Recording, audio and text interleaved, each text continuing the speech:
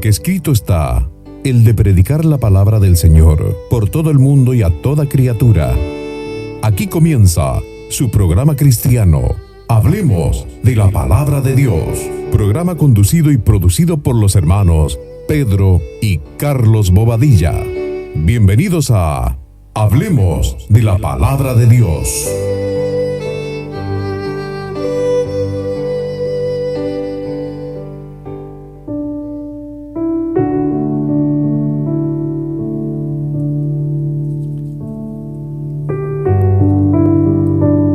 Hola, ¿qué tal? Les saludamos en el nombre del Señor a cada uno de ustedes, queridos hermanos, hermanas, oyentes, a todo aquel que hoy nos escucha, que está en este programa cristiano. Siempre hay un propósito del por qué usted está escuchando el día de hoy. Saludamos también de igual manera a mi hermano Pedro Bobadilla. ¿Qué tal, Pedro? ¿Cómo estamos? Un gusto saludarte, Carlos, un saludo fraternal igualmente a todos los oyentes, hermanos que nos han seguido en este tiempo que llevamos lanzando estos conversatorios, ¿cierto?, respecto a los tiempos finales a través de las profecías que nos indica la palabra de Dios. Así que un gusto saludarte, Carlito. Igualmente, Pedro, darte la bienvenida. Pedro, pongámonos en la presencia del Señor, hagamos una oración inicial para que sea Dios quien nos acompañe, quien nos dé las palabras para poder hablar de la palabra del Señor. ¿Te parece? Amén, amén. Dios eterno, en el nombre de nuestro Señor Jesús, queremos poner nuestro corazón, nuestra mente, nuestros oídos espirituales ante tu presencia, para poder escuchar lo que tú tienes preparado para nosotros a través de este conversatorio. Padre de los cielos, abre nuestro entendimiento y todo aquel que viene con necesidad, con ganas de aprender, seas tú, Dios de los cielos, hablando a nuestros corazones. En el nombre poderoso de nuestro Señor Jesús te lo pedimos. Amén. Amén. Amén. Pedro, para comenzar ya el programa del día de hoy, te invito a escuchar la lectura que nos da el pie inicial para poder ir matizando. Un tema bastante extenso. ¿Qué te parece, Pedro, que lo hagamos en dos partes, no? Es un tema muy interesante. Escuchemos primero la lectura y posteriormente contémonos a nuestros auditores de qué se trata. ¿Te parece? Muy bien, ok, vamos.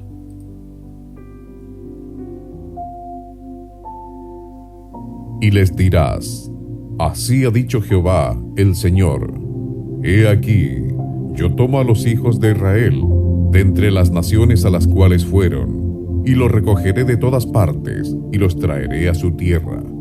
Ezequiel 37:21.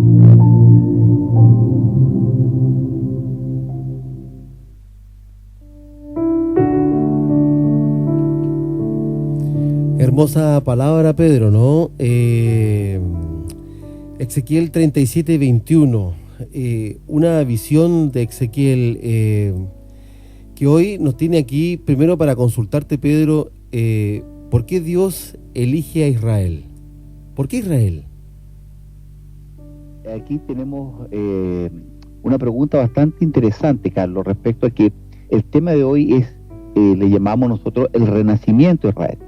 Entonces, en el texto que acabamos de escuchar, respecto a Ezequiel 37:21, nos habla, ¿cierto?, que el Señor está dando una profecía a través del profeta, y dice: yo tomo a los hijos de Israel entre las naciones las cuales fueron, y los recogeré de todas partes y los traeré a su tierra. Bueno, esto es parte de una profecía interesante, donde Dios, después de algún tiempo, señala que va a restablecer a su pueblo Israel.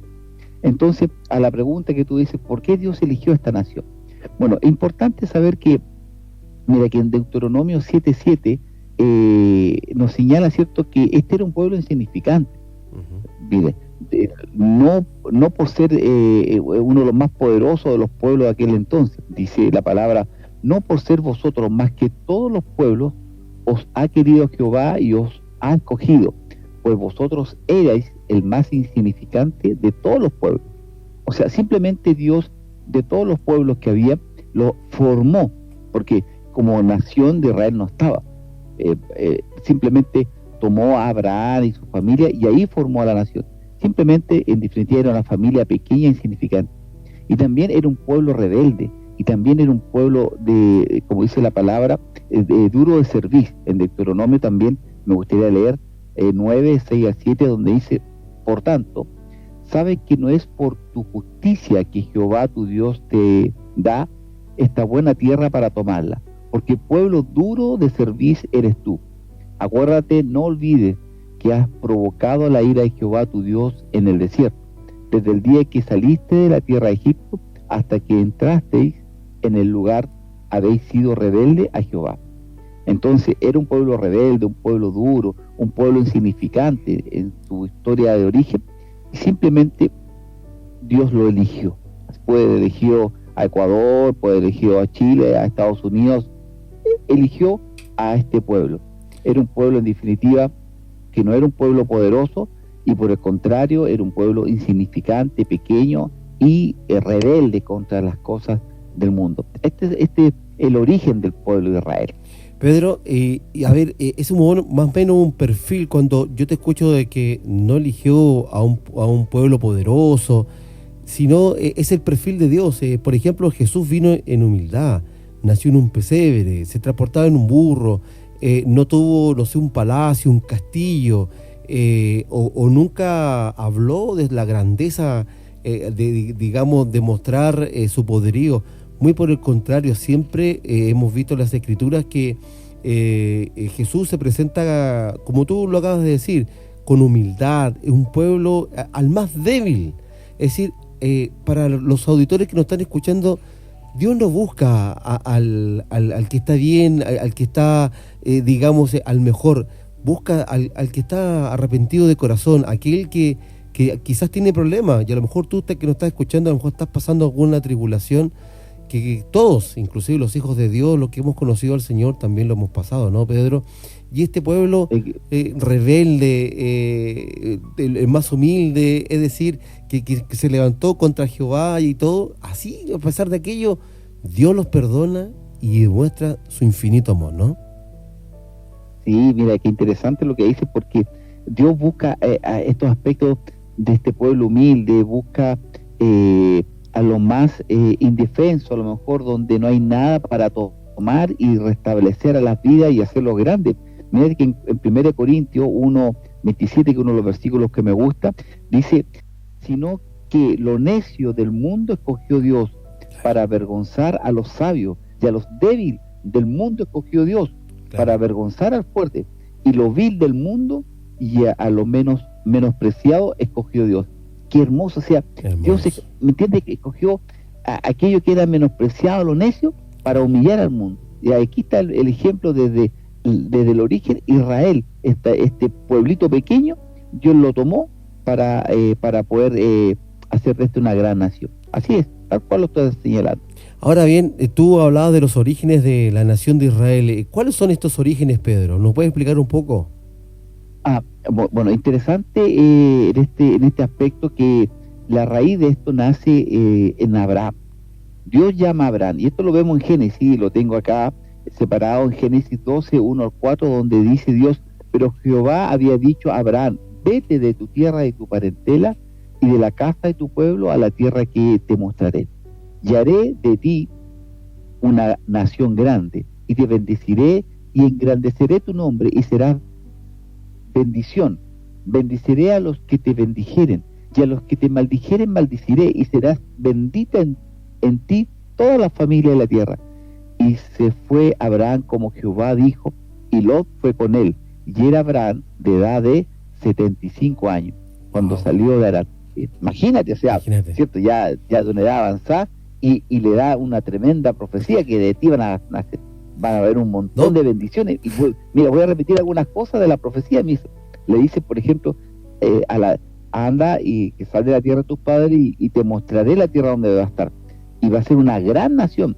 Y dice: te bendeciré una vez, después serás de bendición 2 veces, bendeciré a los que te bendijeren 3, 4 veces, y serán benditas en ti toda la familia. O sea, 5 veces menciona que va a ser una bendición a través de Abraham.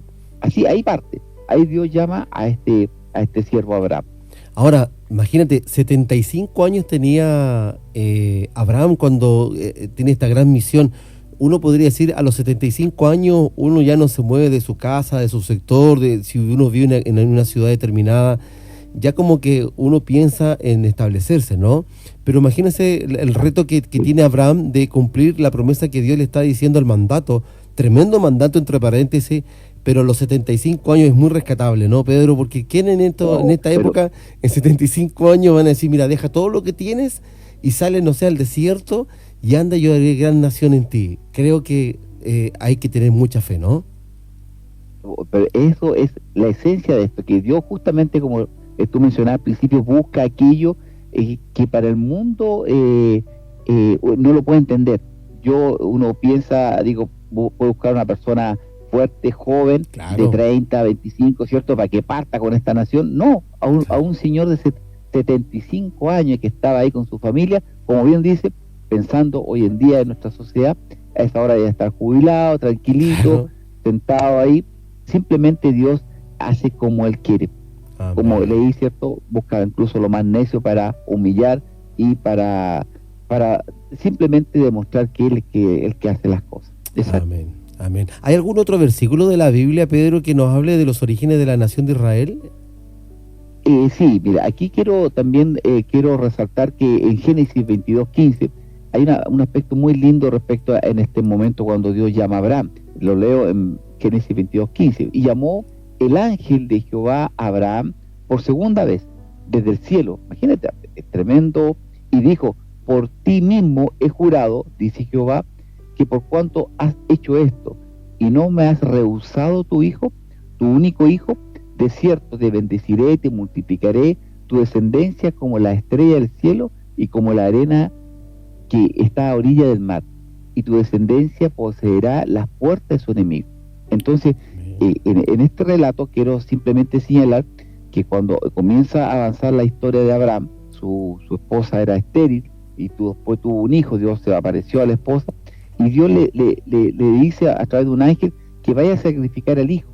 Y una vez más, Abraham va a hacer la voluntad de Dios, como fue el que salió de allá de la tierra, y salió de Harán, en la tierra de su padre, y aquí también Dios le dice que vaya a ofrecer a su hijo, una historia muy conocida, claro, y aquí le dice, ¿cierto?, de cierto te bendeciré y multiplicaré tu descendencia, como las estrellas del cielo y la arena del mar. Imagínate. Entonces, aquí tenemos un primer evento importante, que la esposa de Abraham era estéril, y Dios le permitió que tuviera un hijo, y a través de este hijo, para encima Dios le dice, anda y sacrifícalo. Y no obstante eso, Abraham va, y sabemos la historia, ¿cierto?, lo iba a sacrificar, pero detrás de esto había, ¿cierto?, un propósito, de decirle que a través de, porque fue obediente, Dios lo iba a seguir bendiciendo y a multiplicar toda su descendencia. No, ya algo raro, ¿no?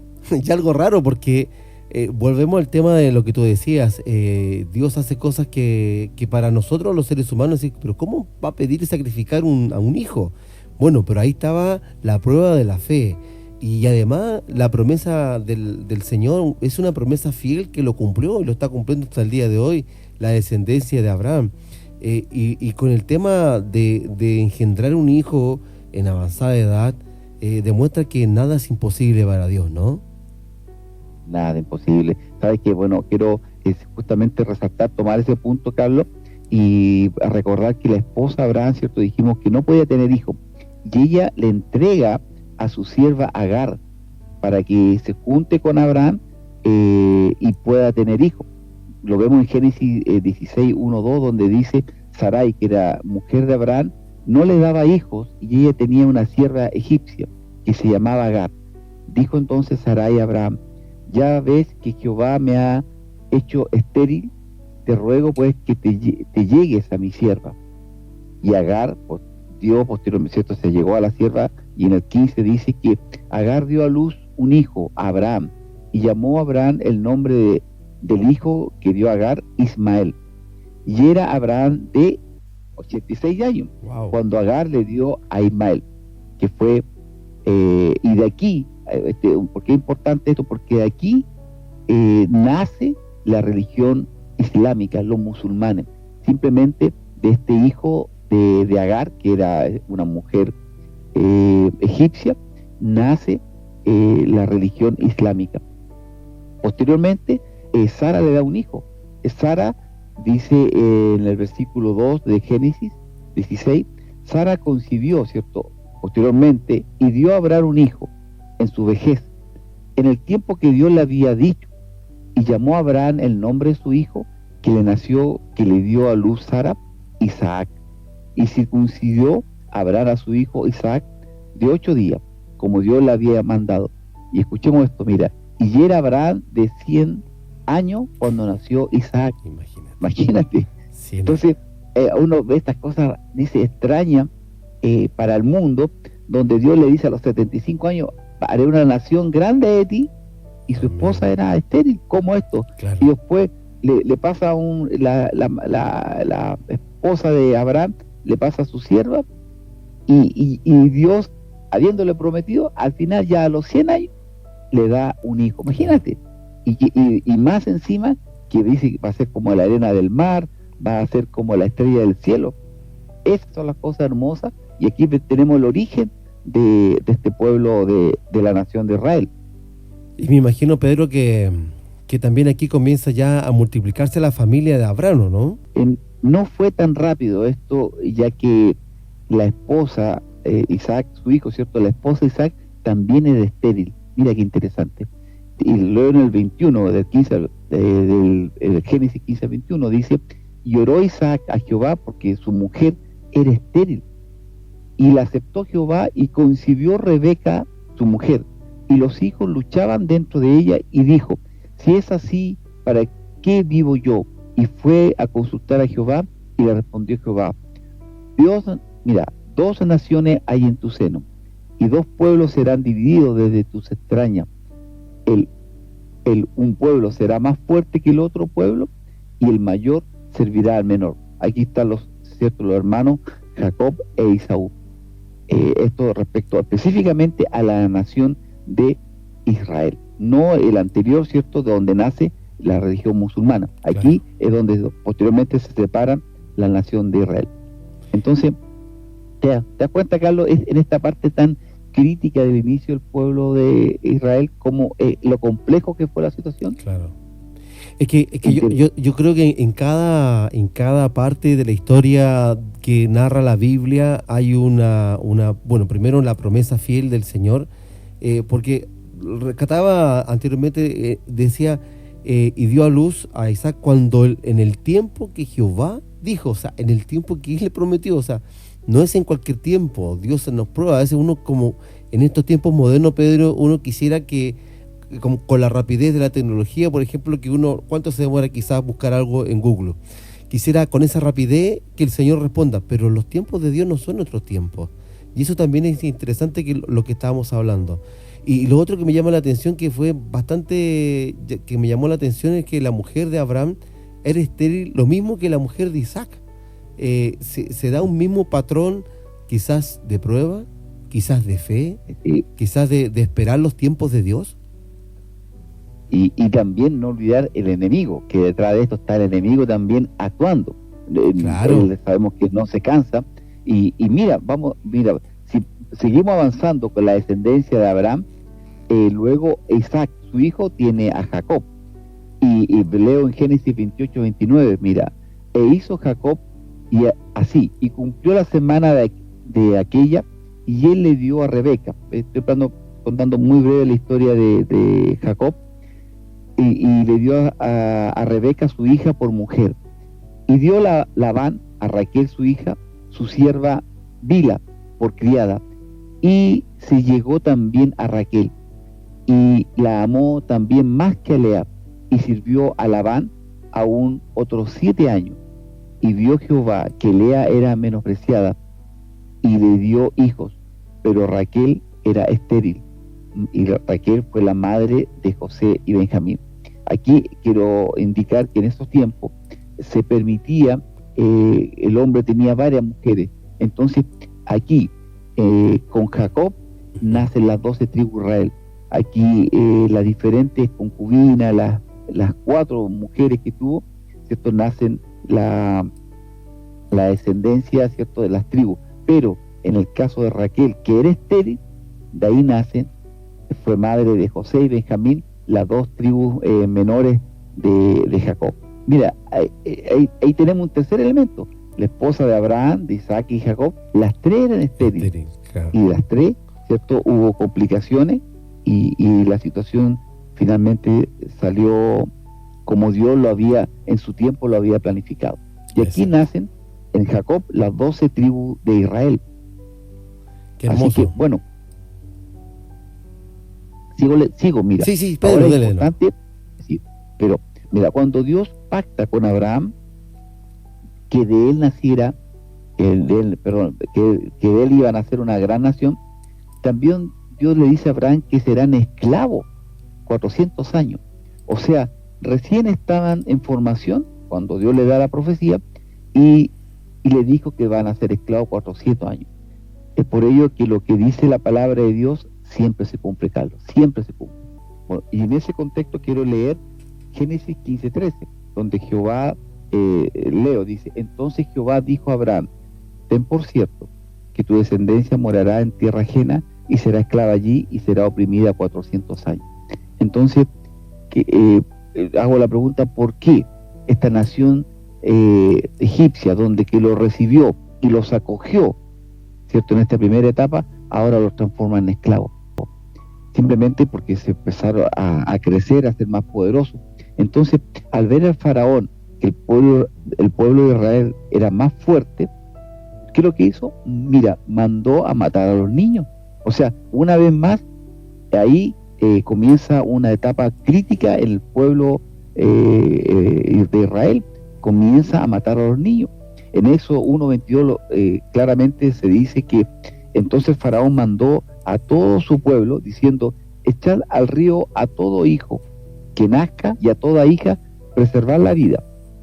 Aquí mira cómo también el enemigo está actuando en silencio, primero con las tres mujeres de Abraham, Isaac y Jacob, ¿cierto?, que era estéril, luego lo esclavizó 400 años y ahora comienza a matar a los niños de este pueblo.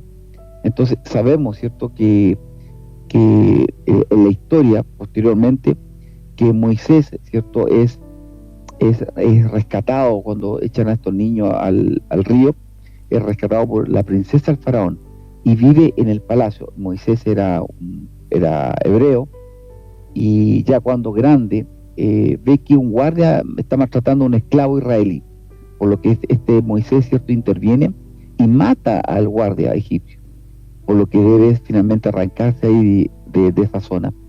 Y bueno, a los años después Moisés es llamado por Dios y para liberar a su pueblo. Y aquí comienza lo que nosotros ya conocemos, las 10 plagas, ¿cierto?, aquellas señales para que el faraón fuera soltando al pueblo. Pero una vez que el faraón se arrepentía y le decía, volvía nuevamente a esclavizarlo. Pero sabemos que finalmente el faraón los dejó ir y cuando el pueblo se fue de Egipto, este faraón salió junto con su ejército a perseguirlo y los acorrala ahí en el Mar Rojo, y todo el pueblo, ¿cierto?, tanto Moisés con todo el pueblo hebreo pudieron pasar, ¿cierto?, con este milagro, ¿cierto?, cuando Dios abrió el mar y luego cuando pasó el ejército egipcio, el mar regresó a su estado natural y por supuesto mató a todos. Tremendo, o sea, tremenda la historia como se ha canalizado hasta este momento. Claro, y yo me imagino lo asombrado que debe haber estado el pueblo de Israel al ver tremendo milagro, cómo se abría el mar, ellos pasaban sin mojarse y obviamente sin ahogarse. Y imagínate todo lo que hemos hablado hasta este momento, estar extranjero en una tierra ajena, ser esclavo, tener persecución.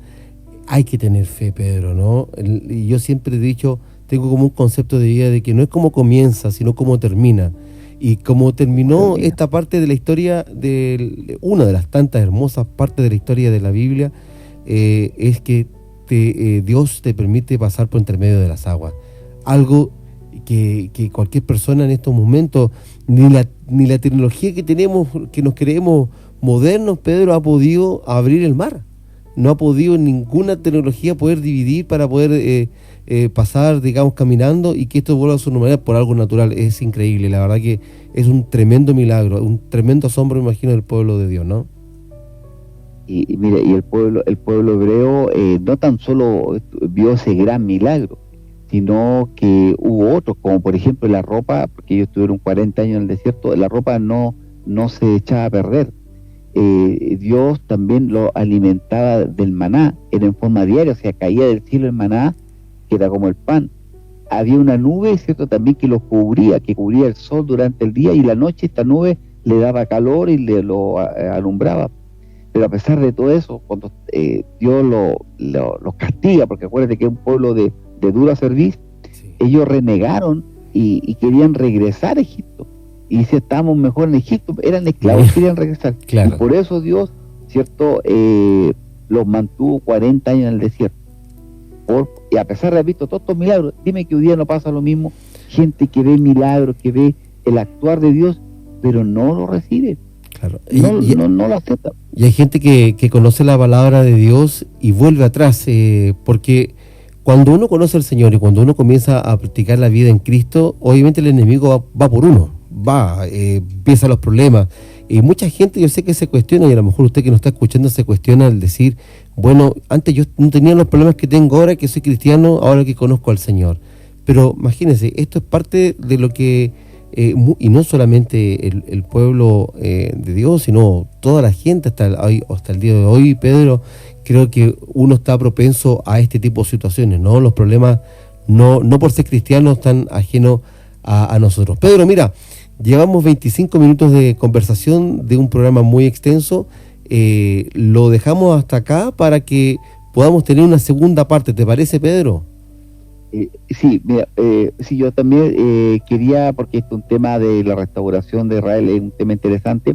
Si me permite terminar con esta parte. Por favor, Pedro. Y para dejarlo en esta primera etapa, ¿cierto? Con esta primera etapa de la restauración del pueblo de Israel. Resumiendo, estamos viendo los orígenes de la nación de Israel, y quedamos en que por 40 años estaba en el desierto, y finalmente Josué, ¿cierto?, era el encargado de conquistar esta tierra que Dios le había prometido, Canaán. Pero el Canaán ya estaba habitado por los hititas, también estaban los gergeseos, estaban los amorreos, los cananeos, vivían también los fereceos, los heveos, entre otros, los jebuseos. O sea, por lo tanto, no era llegar y conquistar, había que pelear. Y fueron varios años de lucha. Bueno, y una vez que ya se restauraron en este lugar, este pueblo, formaron a su primer rey Saúl, y luego sabemos que vino el rey David, y después de David, Salomón, y así. Pero luego que partieron estos imperios, después de Salomón, hubo muchos que invadieron, como por ejemplo el imperio de Asiria, el imperio de Babilonia, invadieron a este pueblo, lo hicieron esclavo también, los medo-persas, Grecia, y finalmente, ¿cierto?, y luego el gran imperio romano, tiempo en que vino el Señor Jesús, y hasta aquí vamos a dejar esto, y ese fue el imperio que terminó de destruir el templo que se había construido, y le asignó incluso le asignó como una provincia a Jerusalén, y lo nombró Palestina, simplemente para eliminarlo del mapa, y le permitió su religión, su costumbre, pero siempre cuando cumpliera la ley del imperio romano. Y así que ahí comienza la dispersión de los israelitas por el mundo, y ahí son esparcidos y se van por todo el mundo en el tiempo en el año 70 de esta era. Entonces tremendo. Ahí nuestra profecía, cuando partimos hablando, justamente parte de esto, cuando aquí fueron esparcidos por el mundo, estamos hablando del año 70, y luego Dios hace esta profecía para que ellos sean restablecidos como nación. Muy bien, pues, Carlos, lo dejamos hasta acá. Amén, amén, tremendo tema, es muy interesante, y que la verdad que uno va haciendo preguntas, porque lo hermoso de la palabra de Dios, hermano Pedro, no sé si tú compartes conmigo, es que lo que ocurrió hace miles de años atrás aún afecta en esta sociedad. Aún hay corazones duros, gente difícil de creer, están pasando situaciones en nuestro planeta que nos están diciendo, estamos ahí a las puertas de que Cristo venga, y aún hay gente de corazón muy duro. Así que, bueno, ojalá que a través de esta palabra que hemos compartido el día de hoy, usted pueda también comprender que la palabra, y como tú bien lo decías, Pedro, me quedo con aquello, todo lo que está escrito en la Biblia se va a cumplir. Nadie sabe cuándo, ¿no? Pero se va a cumplir. Así que amén, así es. Lo dejamos para la segunda oportunidad, un segundo programa, Pedro, muy interesante, la verdad me gustó mucho el programa del día de hoy. Muy bien, dejamos para una, como bien ya hemos dicho, el tema de Renacimiento de Israel, segunda parte. Muy bien, Carlos. Amén. Bueno, así comenzamos ya a despedirnos. Pedro, por favor, una oración final para cerrar este programa. Dios eterno, gracias ahí en nuestros corazones, porque hoy hemos podido rescatar aquellos orígenes de esta nación de Israel que tú llamaste allá en Abraham, y hemos visto todo el desenlace y lo complicado que fue en sus orígenes, las cantidades de veces que fueron esclavos, la cantidad de veces que tuvieron que sufrir, ser perseguidos, pero siempre tú estuviste con ellos, porque tú diste una promesa, que serán benditos por las naciones, y esa promesa estuvo vigente a pesar de las circunstancias que estaban pasando. En la vida de nosotros es exactamente igual. Amén. Si nosotros somos hijos tuyos, y a pesar que estemos pasando por valle, por problemas, por el desierto, tú estás con nosotros. Tu palabra Amén. Lo dice, tú estarás con nosotros todos los días hasta el fin del mundo. Y esa es nuestra gran promesa. Gracias a Dios, porque tú estás en nosotros, vives con nosotros. Y esa es una de las mejores fortalezas que tenemos como hijo de Dios. Amén. Ser hijo tuyo. Gracias, Señor. En el nombre del Señor Jesús te damos gracias. Amén. Amén.